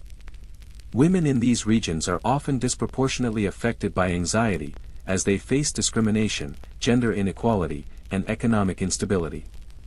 Global mental health initiatives are increasingly focused on reducing the mental health gap by advocating for greater access to psychological care, medications, and mental health education. Programs are being developed to train mental health professionals, provide community-based support, and raise awareness about the importance of mental well-being. Efforts are also being made to create culturally sensitive mental health care systems that take into account the unique challenges faced by women in different societies. For example, initiatives in India, Africa, and Latin America are addressing the intersectionality of gender and mental health, offering tailored support for women facing anxiety due to cultural pressures, gender-based violence, and economic hardships. As global awareness of mental health continues to grow, anxiety will be treated as a universal concern that transcends borders, with women at the forefront of the fight for accessible, compassionate, and effective care. In the years to come, women's anxiety will be increasingly understood through a culturally sensitive lens. As feminist movements continue to challenge traditional gender roles and expectations, the understanding of women's mental health will shift away from being purely biological or psychological to include a more comprehensive, intersectional approach that considers the impact of culture, society, and politics on mental health. Women will continue to have more control over their mental health care, empowered by technology, supportive communities, and personalized treatments. The focus will be on holistic well-being, where emotional, physical, and mental health are integrated and treated with the same priority. As we conclude this segment, it's clear that the future of anxiety treatment for women is bright, filled with innovative therapies, personalized care, and global mental health movements. With the advancement of genetic research, neuroscience, and artificial intelligence, women will soon have access to more effective, targeted, and accessible treatments than ever before. These advances will empower women to take control of their mental health, reducing anxiety and improving well-being. In the next segment, we'll explore the impact of these innovations on global mental health, policy changes, and how these treatments will shape the next generation of women's health. As we look to the future of anxiety treatment for women, the mental health landscape is poised for profound change. What was once a treatment model based primarily on medication, talk therapy, and institutional care is rapidly evolving into a more holistic, personalized, and technologically integrated approach. Women today are no longer just passive recipients of care, they are active participants in their own mental health journeys, empowered by advancements in medical research, mental health care, and cultural shifts. The future promises more personalized treatments, more accessible care, and a deeper understanding of how women's health, particularly mental health, is shaped by an intricate web of biological, psychological, and socio-cultural factors. This segment will explore the cutting-edge therapies, global health initiatives, advances in technology, and personalized mental health care that will define the next chapter in anxiety treatment for women. Let's dive into the transformative innovations that are shaping the future of women's anxiety treatment, and how these changes are fostering a more inclusive, empathetic, and scientifically robust approach to mental health care. One of the most exciting developments in anxiety treatment for women is the growing emphasis on personalized care. Historically, mental health treatments for anxiety have been based on generalized approaches, often with a trial-and-error process when it comes to medications and therapeutic techniques. However, with advancements in genetics, neuroscience, and data analytics, mental health care is moving towards a more personalized, individualized approach. Genomic advances, tailoring treatment to genetic profiles. One of the most promising areas of personalized medicine is genetic testing, which allows doctors to understand the specific genetic underpinnings of a woman's anxiety and tailor treatment plans accordingly.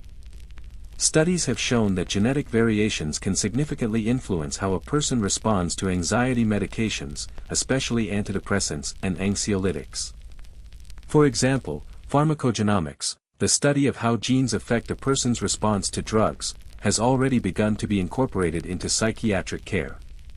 Through genetic testing, doctors can identify which medications are more likely to work for a woman with anxiety based on her genetic markers. This approach minimizes the trial-and-error process often associated with medication prescriptions, ensuring a more effective and targeted approach to anxiety treatment. Beyond medication, genetic research also offers new insights into how hormonal changes, such as those experienced during pregnancy, postpartum, and menopause, can influence a woman's anxiety levels. These insights will allow for more nuanced treatment plans that account for both biological and genetic factors that contribute to anxiety. Neuroscientific advances, targeting the brain. As neuroscience progresses, we are gaining a much deeper understanding of the brain structures involved in anxiety. Imaging technologies, such as functional MRI, fMRI, allow scientists to observe how the brain processes fear and stress, and identify specific regions that may be overactive in people suffering from anxiety.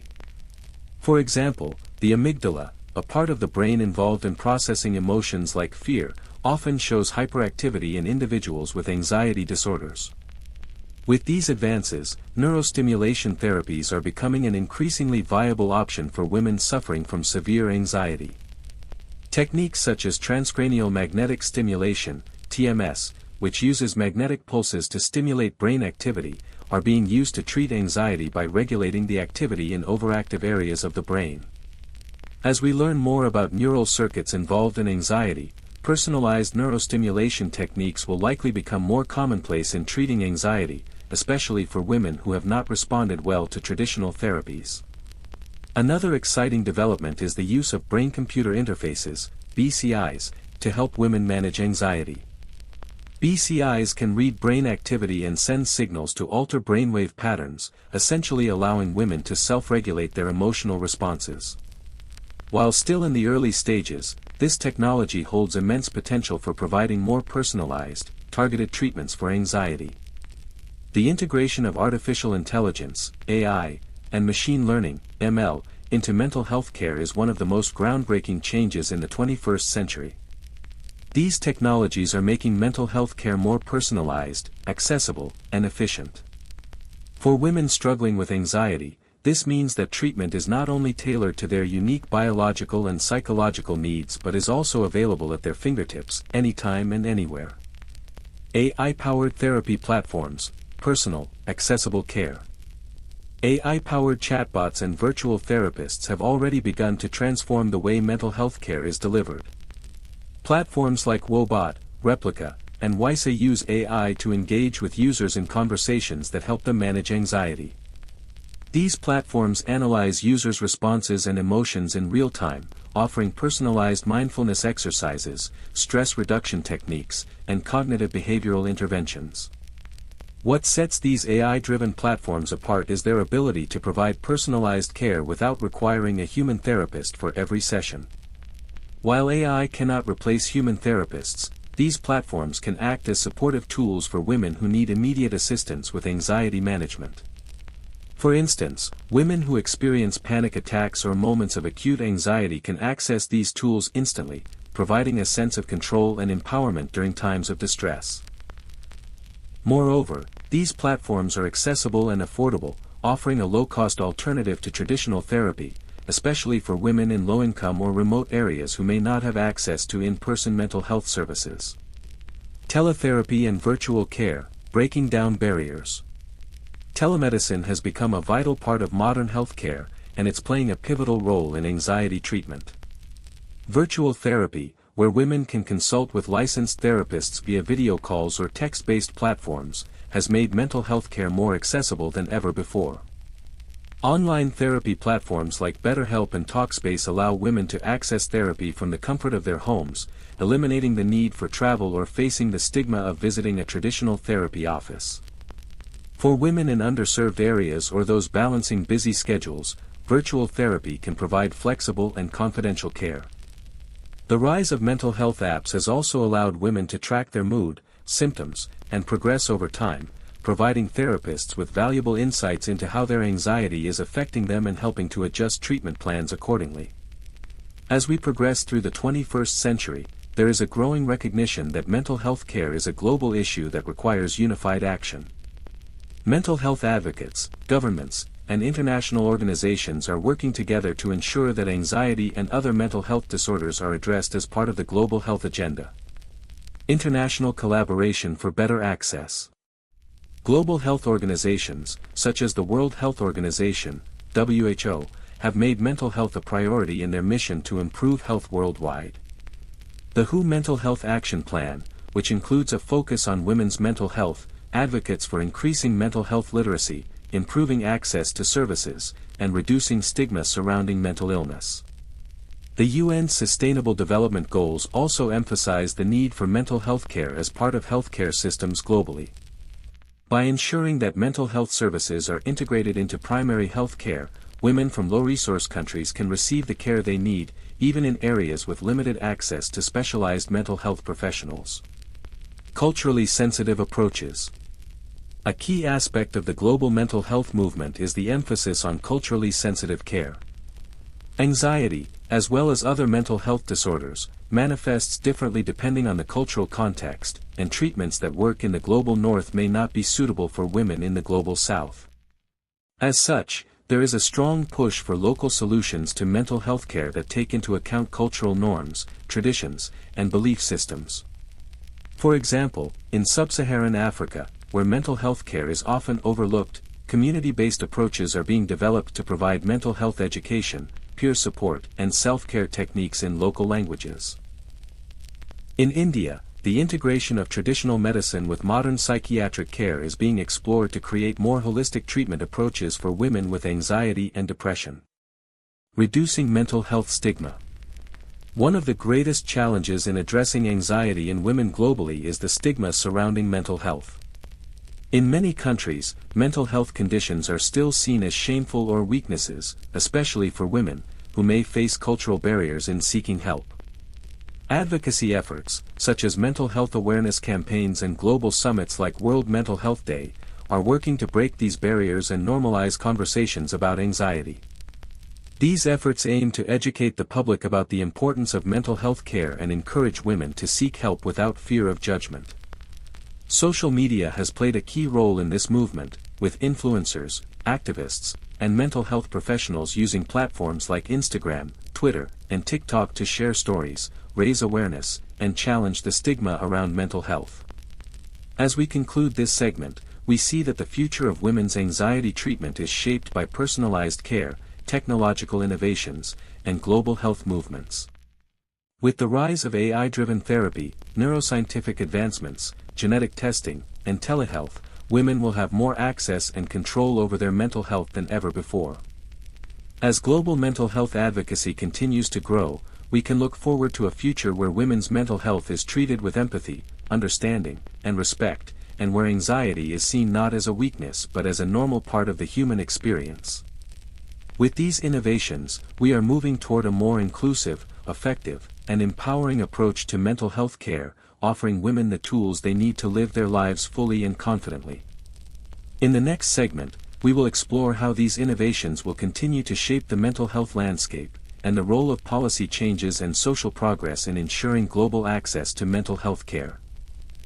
As the world advances in understanding mental health, it's clear that policy changes will play a pivotal role in how women's anxiety is managed and treated in the future. The landscape of global mental health is complex, as it is influenced by a combination of economic resources, cultural norms, and gendered health disparities. In this segment, we'll explore how policy reform, global cooperation, and the development of mental health infrastructures will shape the future of anxiety treatment for women. The treatment of anxiety in women is not solely determined by advances in therapy or medications but also by global mental health policies, social attitudes, and international agreements on improving access to mental health care.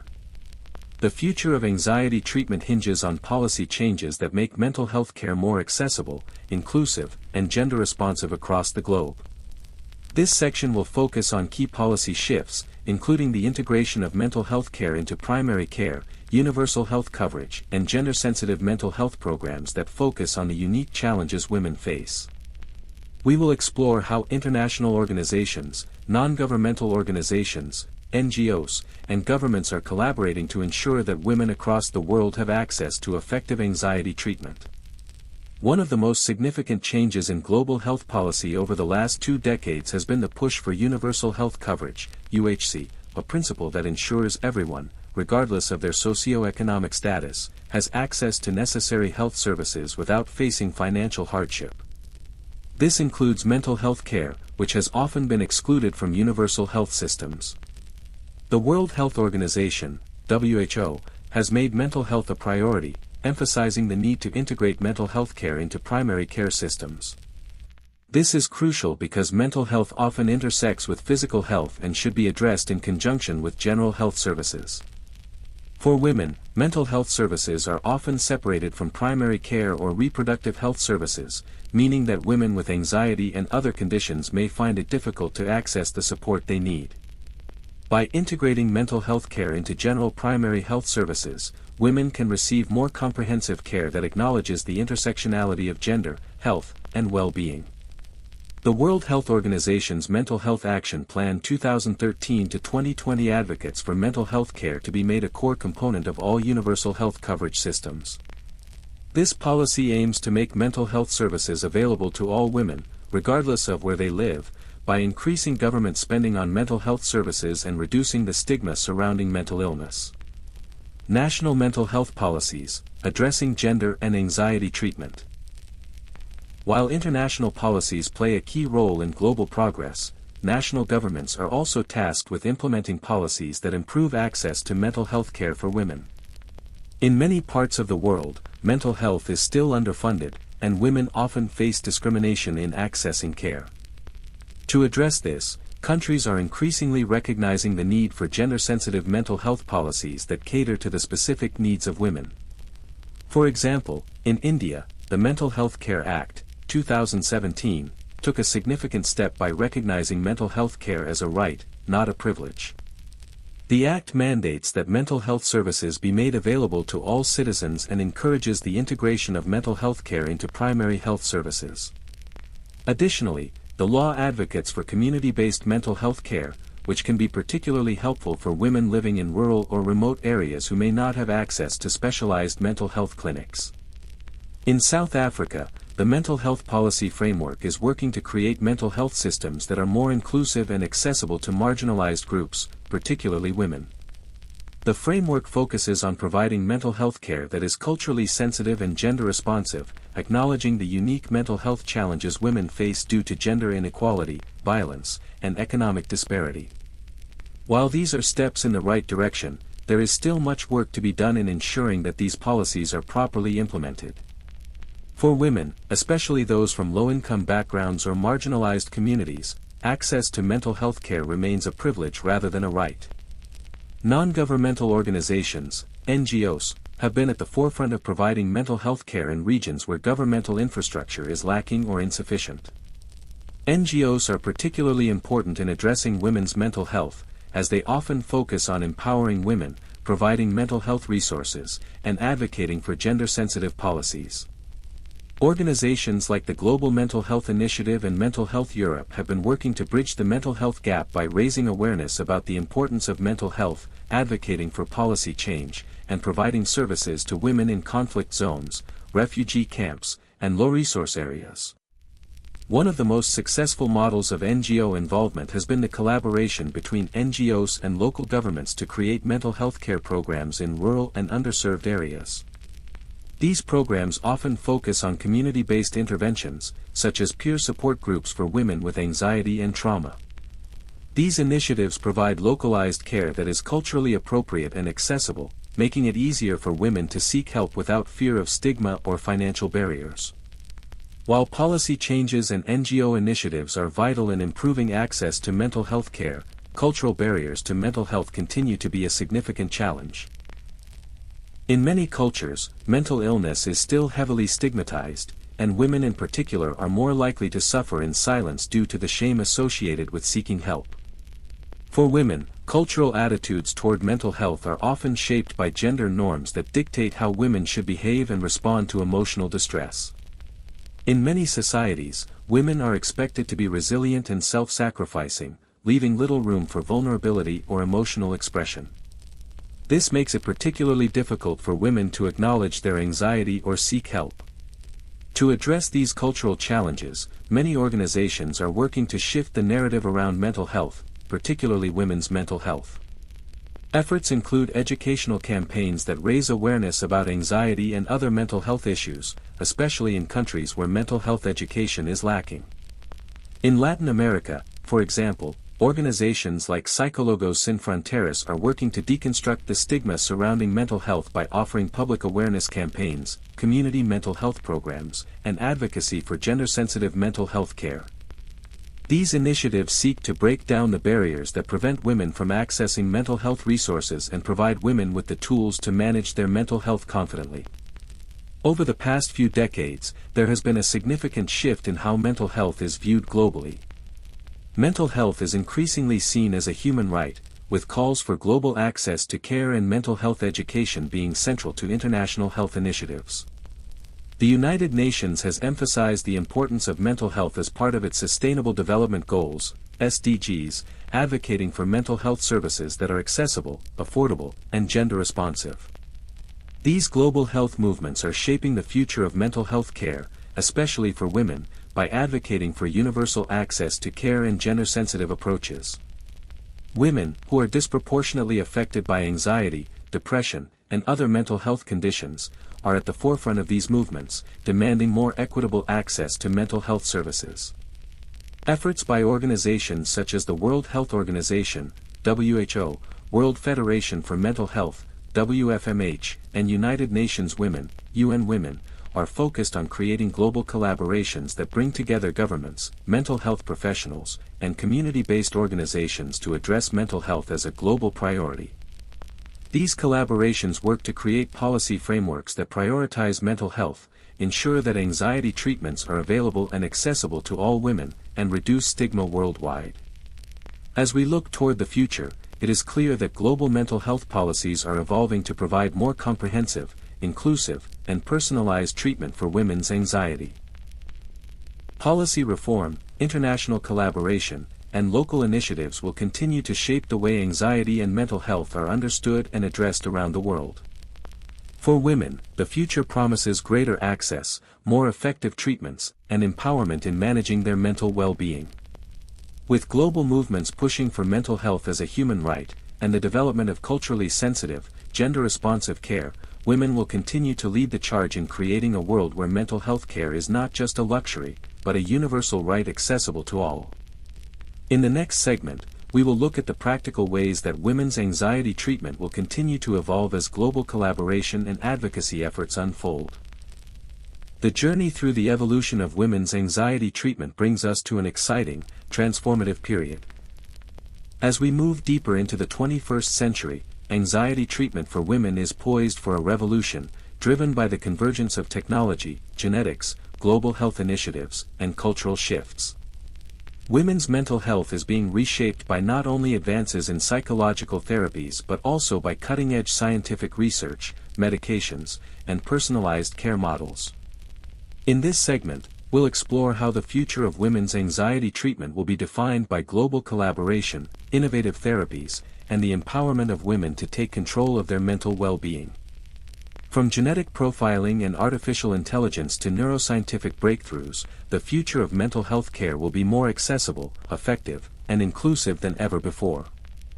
We will also look at how global advocacy, policy changes, and cultural movements will continue to break down barriers in providing women with the mental health care they deserve. Together, these developments promise to create a holistic, personalized, and gender-responsive approach to treating anxiety and promoting well-being. One of the most promising avenues for anxiety treatment is the rapidly advancing field of neuroscience. Recent breakthroughs in understanding the brain's role in emotional regulation and anxiety have opened the door to new forms of neurostimulation and brain-targeted therapies. These therapies have the potential to revolutionize how we approach anxiety treatment, particularly for women who experience chronic anxiety or treatment-resistant conditions. Transcranial magnetic stimulation, TMS, and deep brain stimulation, DBS. Transcranial magnetic stimulation, TMS, and deep brain stimulation, DBS, are two of the most advanced forms of neurostimulation that are currently being researched and applied in clinical settings. These therapies work by using magnetic pulses or electrical currents to target specific areas of the brain involved in anxiety and mood regulation. TMS, which uses magnetic pulses to stimulate the prefrontal cortex, the area of the brain associated with decision-making and emotional regulation, has shown promise in treating generalized anxiety disorder, GAD, and depression. For women, this non-invasive therapy offers an alternative to traditional medication, especially for those who experience side effects or find that medications alone are not sufficient. Deep brain stimulation, DBS, which involves the implantation of electrodes in certain parts of the brain, is already being used to treat conditions like Parkinson's disease and obsessive-compulsive disorder, OCD.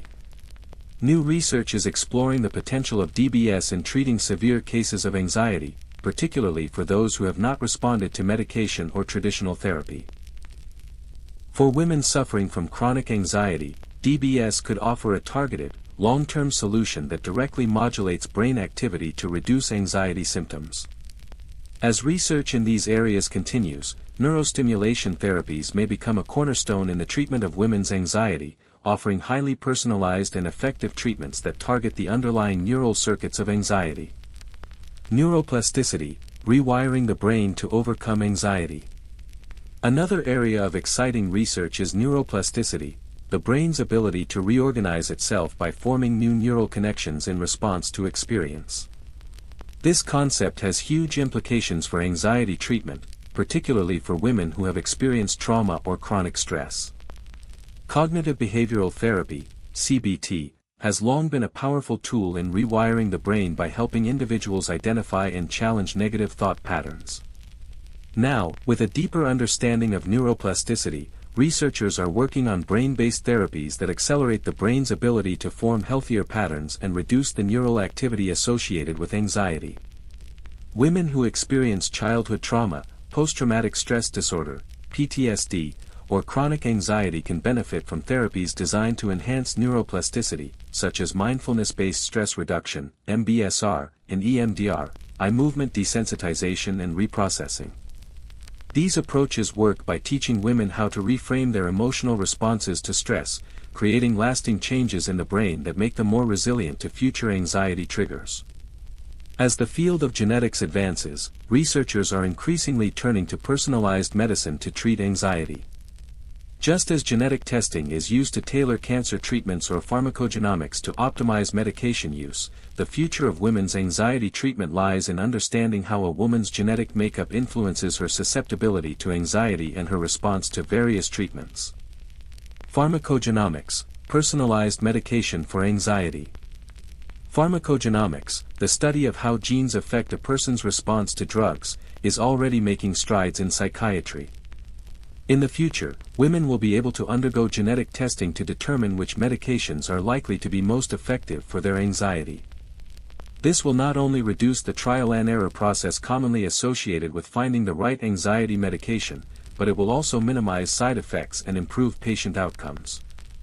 For example, certain genetic variations in enzymes that metabolize SSRIs, selective serotonin reuptake inhibitors, or SNRIs, serotonin-norepinephrine reuptake inhibitors, can determine how a woman will respond to these medications. By identifying these genetic markers, doctors can prescribe the right medication at the right dose, reducing the risk of adverse reactions and ensuring a faster, more effective treatment process. Artificial intelligence, AI, is poised to be one of the most transformative forces in the future of mental health care, particularly for anxiety. AI and machine learning are already being used in clinical settings to analyze large datasets, predict treatment outcomes, and offer real-time support to patients. For women dealing with anxiety, AI could provide more personalized, efficient, and data-driven approaches to treatment. AI-powered therapy platforms and chatbots. AI-powered therapy platforms, such as Wobot and Wysa, have already begun to revolutionize mental health care by providing women with on-demand, 24/7 support.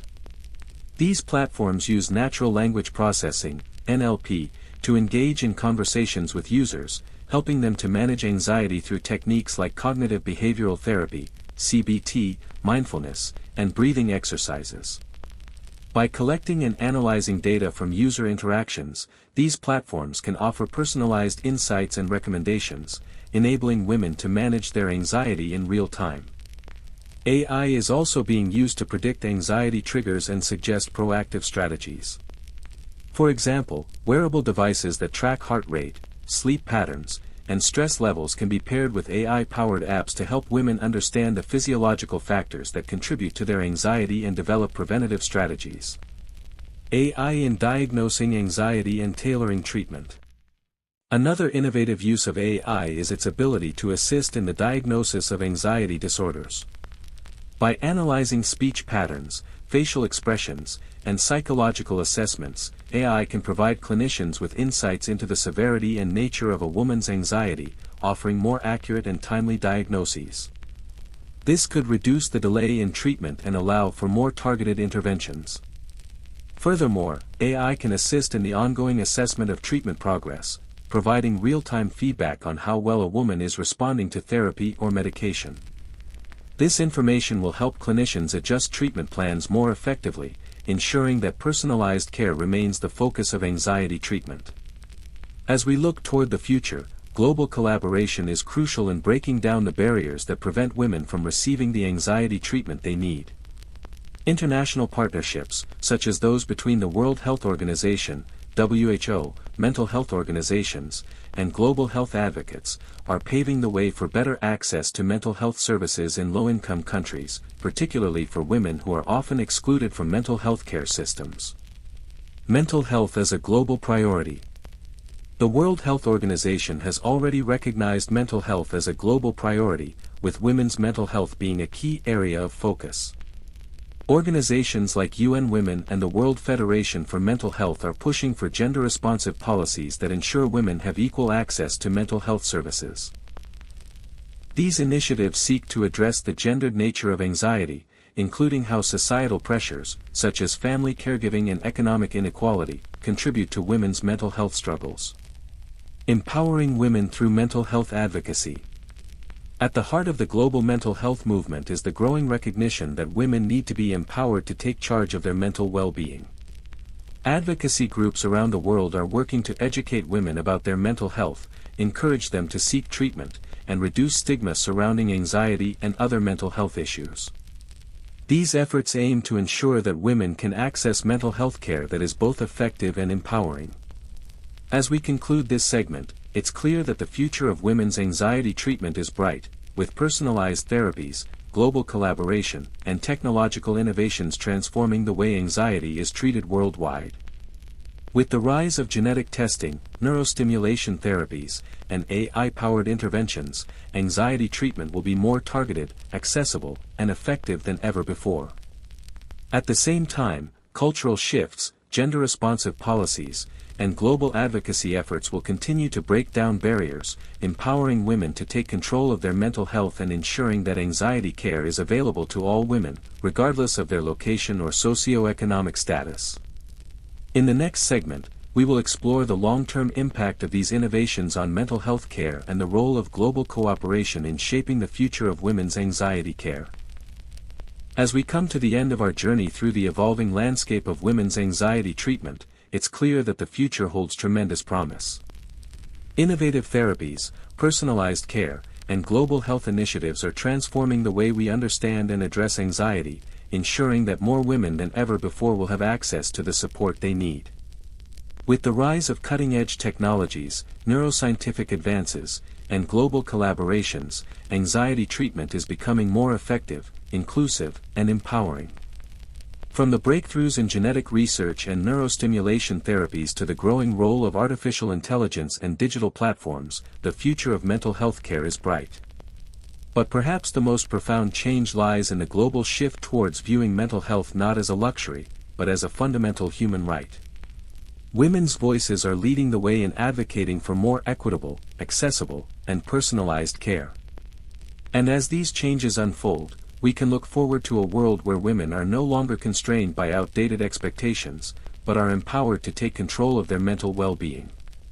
Whether you are someone who has personally experienced anxiety or someone who is simply curious about the transformative changes taking place in mental health care, one thing is certain: the future of women's anxiety treatment is filled with hope, progress, and opportunity. As we continue to break down the stigma surrounding mental health and empower women to seek the support they deserve, we are building a future where mental health care is accessible, inclusive, and compassionate for all. Before we end tonight's video, I'd love to hear your thoughts. What do you think about the future of anxiety treatment for women? How do you envision these advancements impacting the way we care for ourselves and others in the coming years? Feel free to share your comments below. I'd love to read them and engage in a meaningful conversation. And, if you found this video insightful, please make sure to like and subscribe for more content on the future of mental health care and women's well-being. Your support helps us continue to bring these important conversations to the forefront. Lastly, take a moment and reflect. What is one step you can take today to prioritize your mental health? Remember, every small action counts. Thank you for watching, and I look forward to seeing you in the next video.